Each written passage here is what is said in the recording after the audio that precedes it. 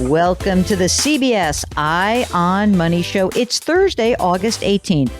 Mark, it is not Thursday, August 18th. I know that it's not because we are taping this before August 18th because you are away and so am I. How's your vacation going, Mark? This time in August, I will be preparing to go to Europe, yeah.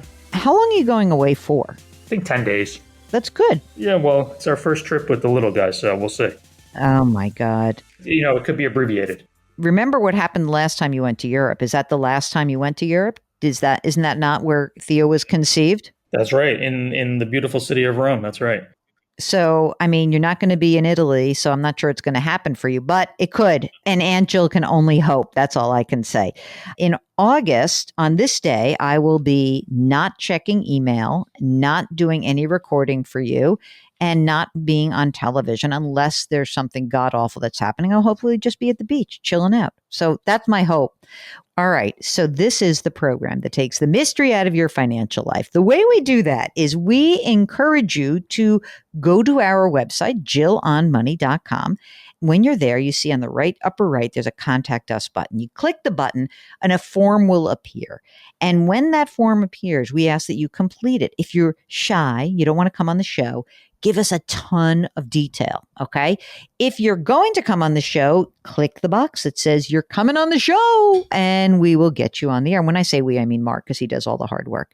So today, Mark, we have Jillian and Joe, who are on the line from Ohio. Hi, you guys. How are you? Hi, Jill and Mark. Thanks for having us. We're so excited. So what brings you to our airwaves today? What can we do for you? Yeah, so we have a couple questions, really just want a general check-in. We've had a lot of changes this past year, and one predominantly surrounding a previous pension I was required to, I had a mandatory contribution to, and I'm actually vested at this point and trying to decide if I should leave that money in there and collect at 65 or pull it out and see how it can do in the market. Okay. How old are you, Jillian? I'm 32. Okay. And Joe, how old are you? I am 33. Okay. Do you guys have kids? Four-legged, just one dog right now. What kind of dog? She's a golden doodle. Oh, cute. Very cute. Okay. You said you got an old pension plan. Tell us a little of the detail of the old plan. Like, is there a cash balance versus a monthly payment amount? Yeah, there's a total amount of $62,000 that I have put in for my 6 years of service. And then at 65, I would be eligible to withdraw $1,400 a month if I chose to stay in the pension. Okay. And you're in a job now with no pension? Correct. Okay. And how much are you earning, Jillian? I make $152 base and a $10,000 annual bonus.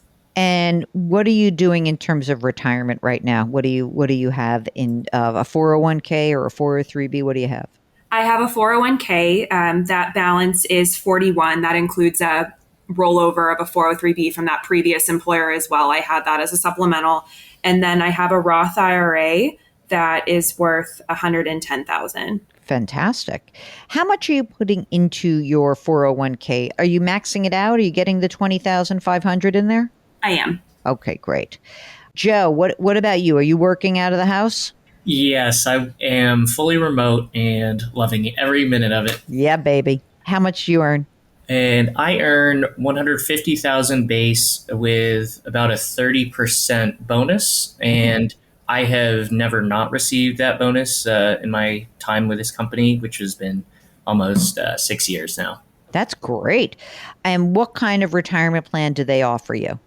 It is a full 401k. It's very nice. They have a 3% contribution on my full salary. So a little bit of juice there. But I max it out also at $20,500 and have been doing so for the past few years now. How much is in the balance in there right now?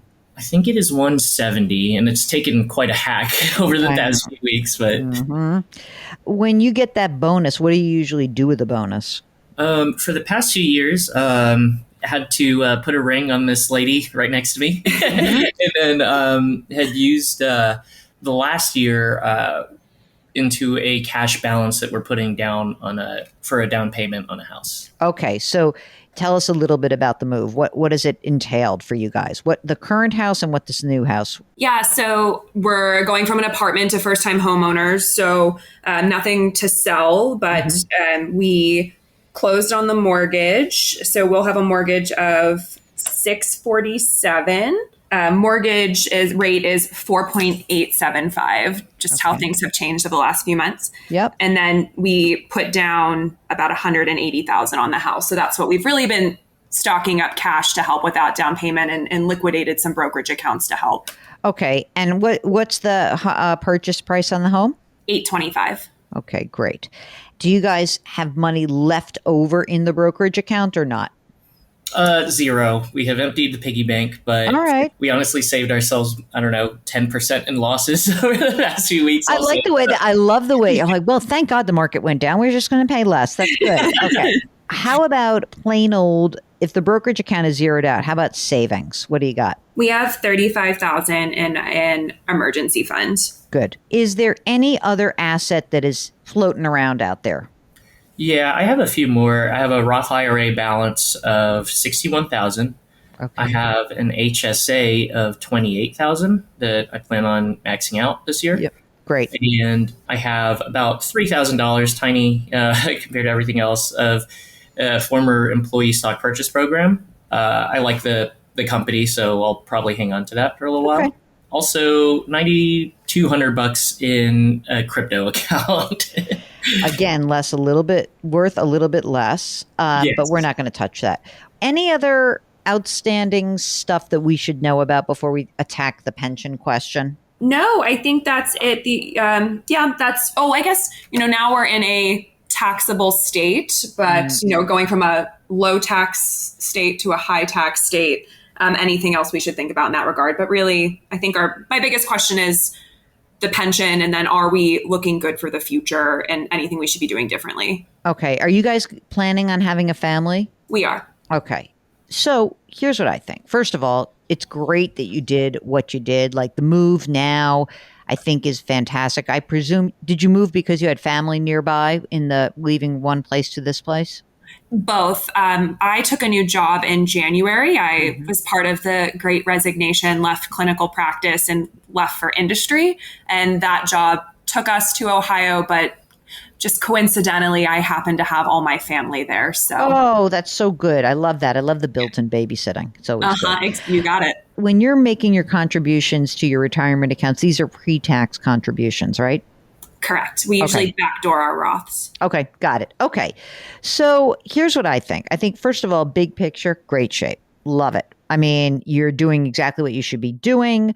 Presumably, Joe, when you get that 30% bonus now, you're going to use it and just, I guess first, just make sure that any stuff in the house that needs to get done gets done. Maybe that's this year or next year. But when you start to really cash flow this out, I think that you're going to find that bonus is going to help you rebuild your brokerage account, which will be great. And then when you have kids, what would be nice is that, you have some money in the brokerage account, but then you can use that bonus and start throwing money into 529 plans. Like just bang it out every single year, no problem. And I think you will be in very good shape. In terms of the old pension, Mark. For me, I am leaving it where it is. $60,000 to me right now is not going to make or break things for them. I would much rather know that come 65, I have $1,400 a month every single month. I mean, that's a real number. It is a real number. I'm sort of inclined to do that unless you are like, I don't want to deal with it. Okay. Because the only reason to actually roll it over and take the money and consolidate is that just you're like, oh, I don't want to have to deal with this later. And this is extra account. But I feel like it's enough money also that actually it's a pretty good deal if you can just ignore it. And there's no real reason, there's no compelling reason for you guys to take that money, put it in a rollover. It's nice to have something that is a fixed, it's almost like you have a fixed account. There's really not a downside, except I guess that if the state where you're leaving is somehow gone broke. But I know the state you're living in that you have that pension in, even though the finances aren't great, the state has a very strong influx right now of human beings. So I think I would agree. I would kind of keep the pension, ignore it, and then all of a sudden when you're 65, you're going to be like, holy smokes, look at this. If you told me it was $400 a month, okay, fine. You want to roll it over and consolidate. But $1,400, it's a real number. I think that's right. And I think the only other things to consider is that when the move is like kind of done and you're starting to have kids, the first thing I would really encourage you guys to do is to get some life insurance and get term life insurance, preferably before you're 40. And Jillian, this is really one of these weirdo important things. And that is, if you're thinking like, oh, I'm going to try to get pregnant, try to get your life insurance established before you get pregnant. The reason is it's cheaper, and weird crap can develop during pregnancy, and you want it all, like you want to be like, okay, I've got my life insurance, it's done. And so that would be the only other thing that I would consider in terms of going forward. So I think you're in really good shape. You're putting a lot of money away. I mean, do you feel comfortable? What was your rent before the move? What was the apartment costing you guys? It was costing about $3,100 a month, and then now our principal and interest is $3,400. I mean, well, listen, let's say it's $4,000 a month, right? You know, that extra $1,000 a month, I think you're going to be able to absorb it. It may be that in the early stages of this, you might find that, like, you know what, we don't have to put quite as much money away. If you need to pull back on something just for the time being, that's fine. Let's see how this goes. This is a very affordable move for you. You guys do have a good cash flow. And, you know, hopefully going forward after you have kids and life's going well, and, you know, there's all sorts of different choices you'll have. But I think Mark is right. I do think that pension is sort of compelling right now. Just to have that as like something that is a guarantee is a nice peace of mind that you can have for, I know it'll be a small portion, but it'll still be nice. I'm really excited to hear you say that. I thought, honestly, you both would say the opposite. I had a friend that recently left as well and pooled it, and they make it very challenging for you to receive your contribution, like to get your money out of the pension fund. So I love the idea of leaving it if it would just be a nice addition to retirement. Do you guys have any other questions that we can help you out with right now? So our emergency fund is at $35,000 now with home ownership. And would you suggest beefing that up a bit to 50? Like as we rebuild cash stores, we have about an extra $5,000 a month of cash flow outside of our expenses. So would you beef that up a bit, or would you just sock it away in brokerage? Well, I think that there's a couple things. First of all, you're putting money away in the market right now because you're contributing to your retirement account. So that's the good thing.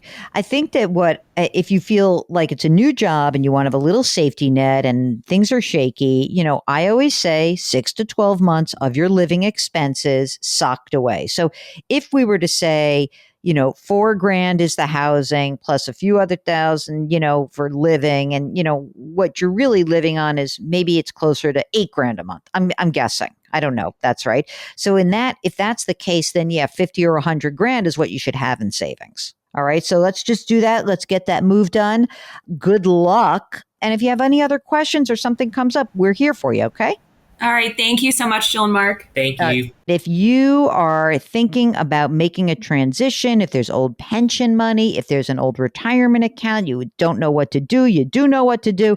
Who better than Jill and Mark to just give a little extra, yeah, that's right. And sometimes we might surprise you, just like this. Keep the pension. It sounds like a counterintuitive, but you know, a lot of times a guarantee is worth a lot, especially as, you know, when you think about the last few years and all the upheaval that we've had, guarantees are pretty good.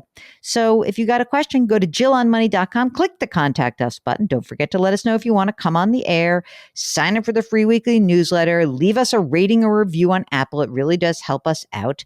And remember that if we have any input into your lives, we also expect that you give us input into our show. So you can always contact us and just leave us a comment if you like or don't like something we are doing. Don't liking, by the way, not so hot on that. Mark knows I'm very thin-skinned. No, really. If you have a suggestion, we'd love to hear from you. So here at the Eye on Money Show, we are distributed by CBS. Mark Talercio is the co-host and the executive producer. We drop our episodes every Tuesday and Thursday. And we try to remind you to try to do something nice for someone else today, because it makes that person feel better and it will make you feel better. We really do know that. curiosity, compassion, community. Thank you for listening, and we'll talk to you next week.